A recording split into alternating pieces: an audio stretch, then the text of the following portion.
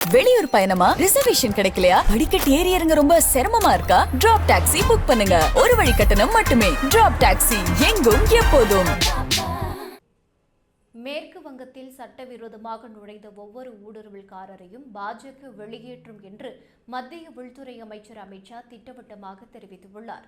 மேற்கு வங்க எல்லையை ஒட்டியுள்ள சீமாஞ்சல் பகுதியில் நடந்த பொதுக்கூட்டத்தில் கலந்து கொண்டு பேசிய அமித் ஷா, சட்டவிரோதமாக நுழைந்த ஒவ்வொரு ஊடுருவல்காரர்களும் பீகாரில் இருந்து விரட்டியடிக்கப்படுவார்கள் என்பதை முன்வைத்துதான் நடந்து முடிந்த தேர்தலில் பாஜக வெற்றி பெற்றது. பீகாரின் சீமாஞ்சல் பகுதியில் இருந்து ஊடுருவல்காரர்களை வெளியேற்றும் நடவடிக்கை ஆரம்பிக்கப்பட உள்ளது.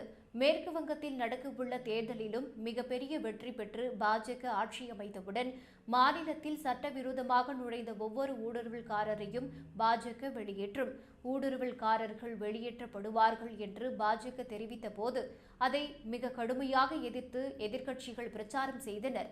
ஆனால் மக்கள் அதை நிராகரித்து பாஜகவுக்கு தான் மீண்டும் வாக்களித்துள்ளனர் என்று தெரிவித்தார்.